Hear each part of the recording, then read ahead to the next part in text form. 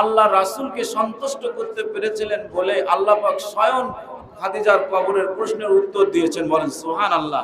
আল্লাহ রাসূল যখন ওহী নাজিল করতেছিল হীরা পর্বতের গুহায়, খাদিজা রাদিয়াল্লাহু তাআলা আনহু খাবার নিয়ে 300-350 মাইল উঁচু এরকম একটা পাহাড়ের উপর আল্লাহ রাসূলের হীরা পর্বতের গুহায় গিয়েছেন।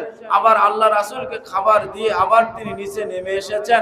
জিবরাইল আলাইহিস সালাতু ওয়াস সালাম বলছিলেন যে আমি খাদিজাকে দেখেছি কতবার তিনি আল্লাহ রাসূলের কাছে গিয়েছেন হীরা পর্বতের গুহায়, আবার সেখান থেকে নেমে বাড়িতে এসেছেন।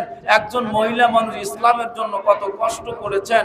আল্লাহ পাক জিবরাইল এটা বলেছেন। আল্লাহ পাক খুশি হয়ে জিবরাইলকে বলেছেন, ও জিবরাইল যাও আমার হাবিবকে জানিয়ে দাও আমি খাদিজাকে সালাম পেশ করলাম। বলেন সুবহানাল্লাহ। আল্লাহর রাসূলের ইসলাম সর্বপ্রথম হযরত খাদিজা রাদিয়াল্লাহু তাআলা গ্রহণ করেছেন। তখন নামাজ, রোজা, হজ, যাকাত তখন এই নির্দেশ পালন করেন নাই। হযরত খাদিজা রাদিয়াল্লাহু তাআলা আনহু যা করেছেন ঈমানের উপরেই। ঈমান যেহেতু মানুষকে জান্নাতে প্রবেশ করাবে, ঈমানের উপরে খাদিজা রাদিয়াল্লাহু তাআলা জান্নাতি হয়েছেন। বলেন সুবহানাল্লাহ। আমরা এর আগেও বলেছি ঈমান কিন্তু মানুষকে জান্নাতে প্রবেশ করাবে, কথা ঠিক কি না?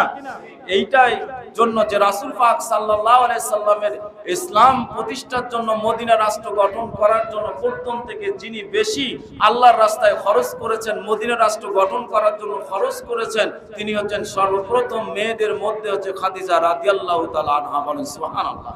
সেই নবীজির উপর দরুদ ও সালাম পেশ করছি, সকলে পড়ি সাল্লাল্লাহু আলাইহি ওয়াসাল্লাম।